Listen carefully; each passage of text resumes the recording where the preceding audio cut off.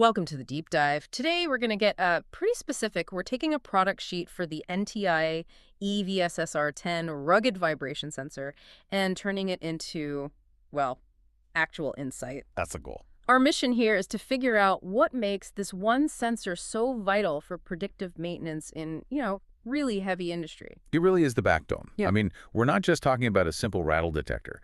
This sensor is designed to pick up on tiny changes in vibration, either too much or too little, that signal a major failure is on the way. And for what kind of machinery are we talking about here? Oh, the biggest stuff.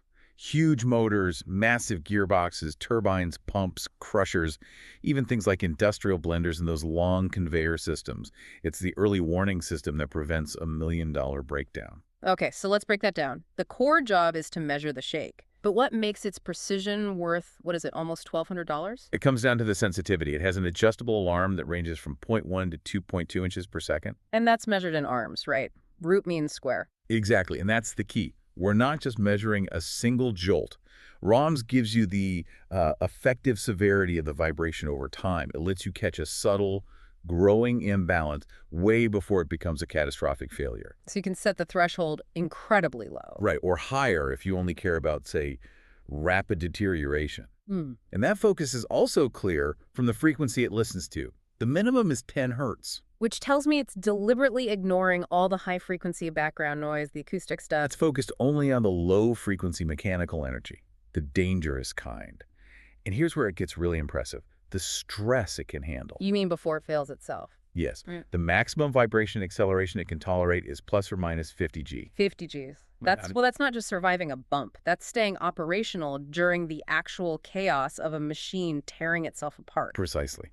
And that brings us to the rugged factor, which is where that price tag really starts to make sense. The enclosure. The enclosure. It's cast aluminum and rated NEMA 4X. So for anyone listening, NEMA 4X basically means it's waterproof, dustproof, and corrosion resistant. You could hit it with a high-pressure hose and it would be fine. Absolutely.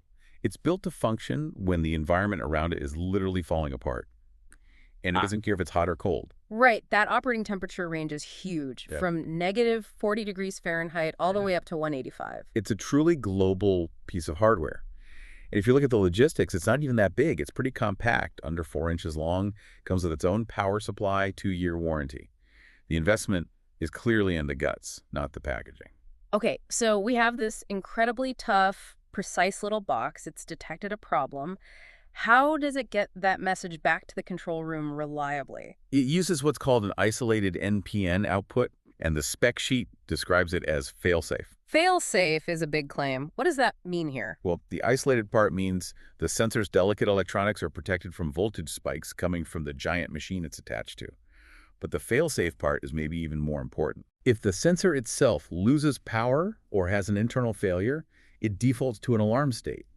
The system knows immediately that the sensor is down. You're not left wondering if silence means everything is okay or if your sensor is dead. That makes perfect sense. A dead sensor is just as dangerous as a missed warning, and connecting it all up is fairly standard. Yes, very straightforward. It uses a basic screw terminal, but it's designed to plug into Enviromo-X systems, or really any standard network, with a common KT5 or CAMT6 cable. No complex proprietary stuff. So to sum it up for everyone listening, the value here is really a triple threat. You've got the NEMA 4X resilience, that wild temperature range, and the incredibly precise adjustable velocity sensing. That 0.1 to 2.2 inches per second arms.